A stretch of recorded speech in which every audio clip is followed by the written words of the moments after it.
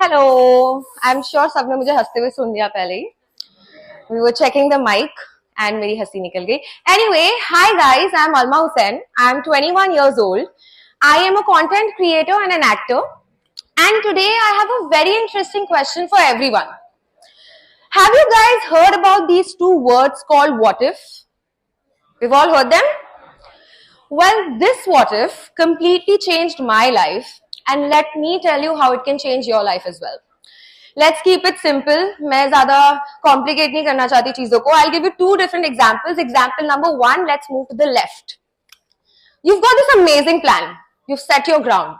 You're about to start this business, but then what if? What if it doesn't work out? What if it's just a random idea and you'll never be able to connect with the world? Now, moving on to the next example. You're on your couch. You come up with this brilliant idea and you're not very sure of it, but then what if? What if this actually works out? What if this brand that you've just thought about works and you'll be able to connect with thousands of people? Trust me, in this world, there are two kinds of what ifs. Now it's on you which what if you pick. I was that girl who was on the negative side of the what if my entire life. I was like, what if this happens? What if that happens? Even before coming on this stage, while they were setting up my mic, I laughed, but then earlier to that, I had my what if thoughts. I was like, what if I get on the stage and what if I say something that's wrong? What if I mispronounce a word? What if I'm grammatically incorrect? Or what if I make fun out of myself in front of all these people? But then there was another what if that said, what if you actually end up inspiring that one person who's sitting on that back seat and thinks that she can't do anything with their lives? Because trust me, I was that kid. I did not believe in myself at all. You know, on farewells, we usually cry. We're like, oh, you know, school ended. I was the only kid who did not shed a tear. I was the happiest. I was like, thank God, I'm never going to see these faces again. Bye-bye. I don't want to meet y'all. You know why? Okay. During your growing up ages, your upbringing ages, what's the most integral part of your life? School days? Almost more than 10 years you spend in school, 8 hours every single day. During this time, you make friends. You learn what you like. You learn what you don't like. You learn if you like sports, if you're good at it, bad at it, and so many different things. But for some people, it's not the same thing. I was that kid who was bullied and trolled in so many ways in my school. I did not like to go to school at all. I remember going back home every single day and crying in front of my mom. I don't want to go to school.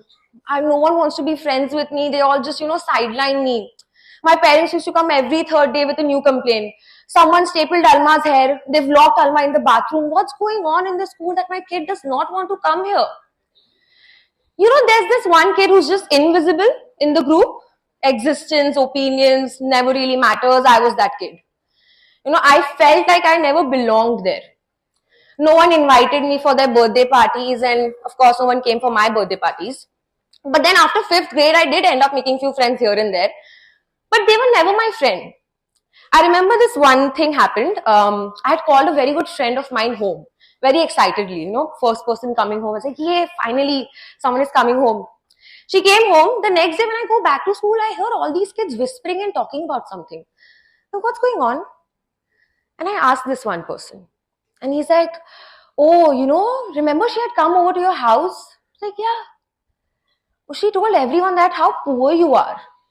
You have to share your house. You have to share your room with your parents. You don't live in a great society, right? Oh, we feel so bad for you. Maybe that's why you don't come for picnics or what?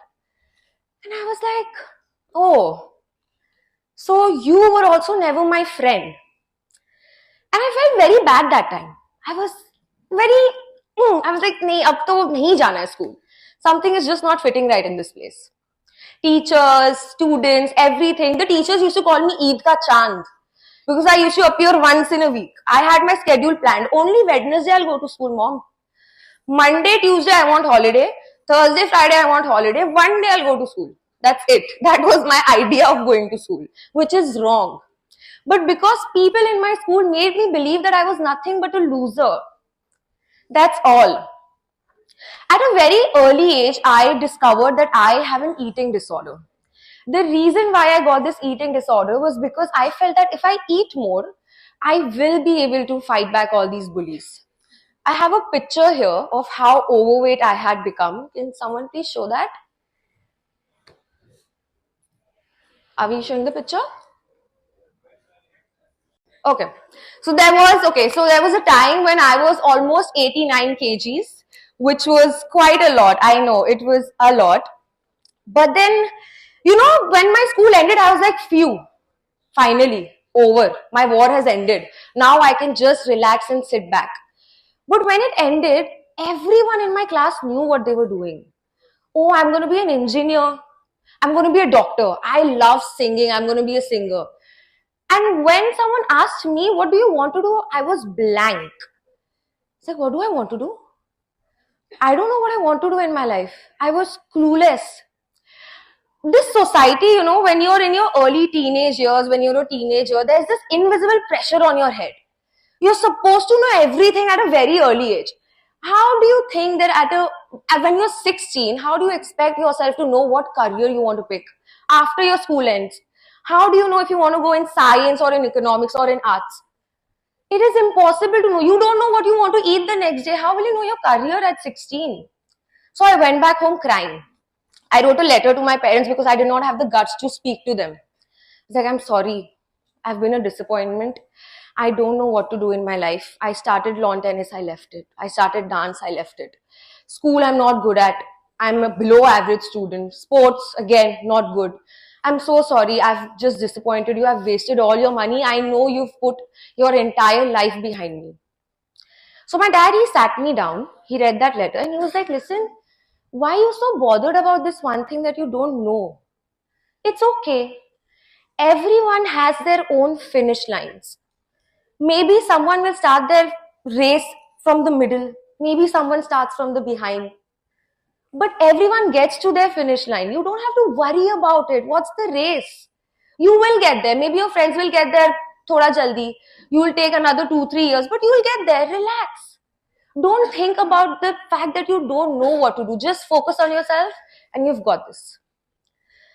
I found it difficult at that time, but I realized that I was good at one thing. That was being in front of the camera.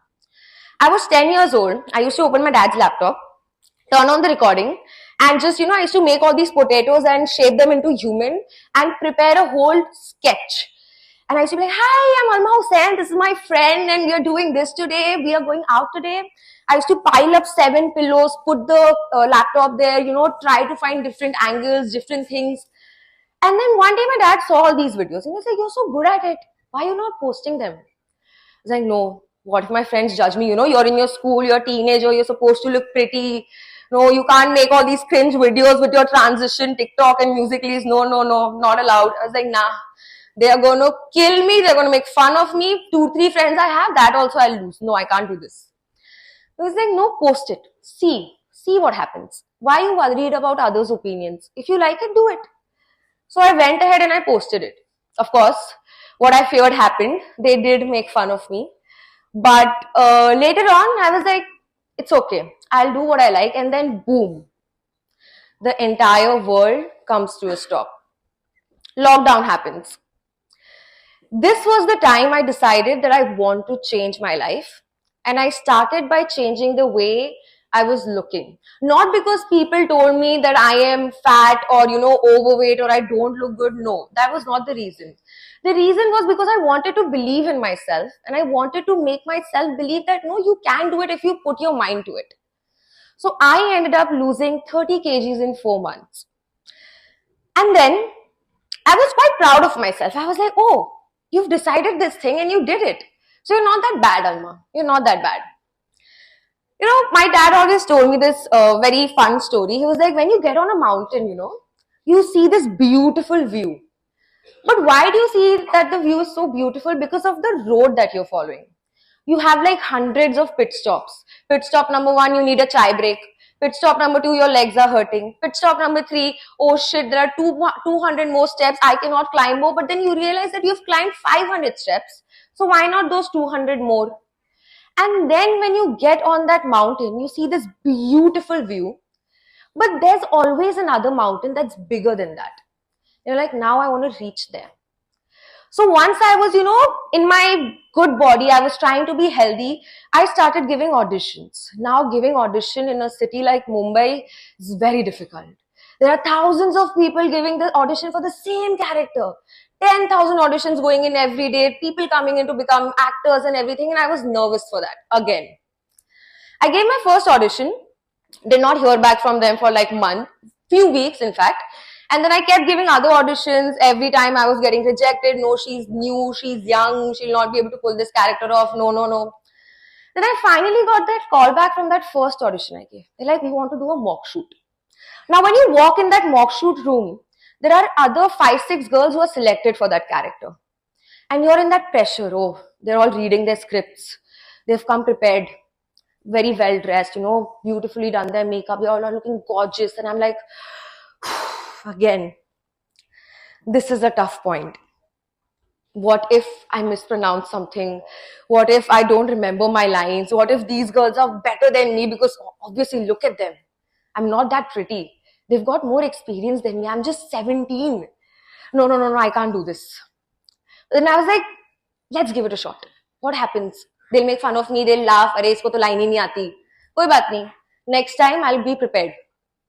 So I went in, I gave the audition, I came back. 2 days later, I got the call and they were like, you're locked. I was like, no way. But I was so happy. And I was playing a doctor on that show. That was my first ever show. I was 17 at that time. And after that, I locked 4 shows back to back. But after my first day of shoot, I went back home running. And I told my dad, I know what I want to do in my life. Finally. I know I want to be in front of the camera. I like being in front of the camera. So that's what I'm going to do. And my dad never cries, He's that father, oh, I don't cry. No, it's all fine. It's all good. But he cried that day. And it felt good. I was like, finally, I'm doing something that's making me happy and making them proud as well. So I was happy at that time. After 4 shows, I decided that, it's time for me to take a break. So I took that break. But there was this one thing that, again, I was not great at. Being alone. I'm scared. I'm still scared of being alone. I'm that girl who wouldn't even cross the street by herself, wouldn't sit at a cafe alone. No. I cannot order a sandwich by myself. I'll tell my friends, like, can you order my chicken sandwich or, mayo sandwich? I can't be in the front spot. No. So, are you guys aware about this artist called Taylor Swift? Anyone? Swiftie? Guys, I'm a pure Swiftie. And one day, I decided I want to travel to Europe just to see her concert. Now, attending a Taylor Swift concert is one, very expensive. Second, very expensive. I had to break my pockets, and brown parents being brown parents, are you spending 80,000 behind a concert? I was like, yeah. Like, no, honey, you're not going anywhere. I was like, Dad, please. If I don't take this trip right now, I'll never be able to do this for myself. Are you going alone? He's like, yeah. Bro, how will you go alone? You cannot go to the Pawala alone. You'll go to Europe alone by yourself. I'm like, let me try. Can I just try once? With a heavy heart, my dad said yes. I packed my bag. I left for the concert. The concert was happening in Austria, Vienna. I had my layover in Abu Dhabi. The moment I land in Abu Dhabi, my dad gives me a call. He's like, listen, sit down. It's okay. Things like this happen. He's like, what's going on? Why are you being all weird? And I sat down and he's like, the concert is cancelled. And I was like, no, you're joking. Impossible that the concert is cancelled. Any of our concerts, none of them got cancelled. This is cancelled. Like, it's cancelled. Just check the news. I go through the news. The concert was actually cancelled because of some terrorist attack. And I was like, no. I've spent so much money behind this. I have, crossed borders to just see this concert. It's cancelled. And my father, being my father, he's like, you know what, just, it's okay, come back home. What you'll do in this unknown country, it's okay, just come back home. And that time, again, I had 2 options. Option number 1, this was a wrong decision, Alma. You shouldn't have taken this decision. You've wasted your money. You've wasted this entire thing. Go back home now. Option number 2, you've come this far. See how it goes. What's the worst that could happen? You'll not have a good trip. Go back home, laugh it out. But just try. I decided to go ahead with the second option. That was my first ever solo trip, and I was backpacking Europe. I did 3 countries. I started off with Austria, then I did Hungary, then Czech Republic, and that was the best trip of my life.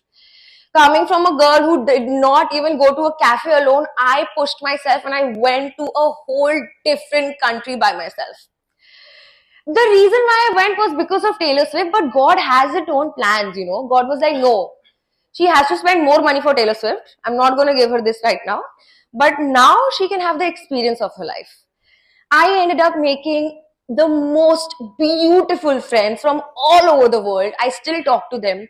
The memories that we had are just amazing and I cannot forget anything. You know, your life is like chai. सबको चाय बनाने आती है यहाँ पे. The most Indian basic thing, your mother teaches you how to make tea. You take some water, put some milk, chai patti, sugar and everything. Your tea is ready. But do you know how to add flavor to your tea? So my mom says you have to ubalify the tea. आप जितना चाय को उबालोगे, थोड़ा गिरने दो, उबालो, गिरने दो, and उसके बाद जो चाय का flavor आता है, that's insane. That's how your life is. It has to be up, down, up, down. Abhi, if that concert did not get cancelled, if I went there, I wouldn't have been sharing this story. It's very basic. Everyone attends concert. But I had a story to tell because of that up and down. That's how life is supposed to be. You're supposed to have these things. I thought that there's this phrase, the art of leaving someone, the art of letting go. Like crap. It's the most stupid phrase ever in my life. I don't want to believe in this. Until I had to say bye to all these amazing friends that I made in Europe. I was like, I don't want to leave y'all. I want to stay for a little bit longer, but I had a life back home. It's like, you've got to go. On my way back, all I could think about was the beautiful memories that I made. And after that, I did not stop traveling. I finished 6 countries in 6 months. I started off with Europe, then I was in Indonesia, then I was in Malaysia, Thailand, then I was in Australia for about 1 month, and I'm finally back home. But yeah, okay, I am not a lecturer, honestly. I'm not someone who can give TED Talks. I am just a random 21-year-old teenager who's still figuring her life out. Even right now, I'm being trolled on my Instagram, left, right, center, for the most stupidest things possible. I'm sure some of you must have read it. But, that's how life is. And at this point, I don't want to bother about what others think. I'm that bunny from Ye Jawani Hai Diwani.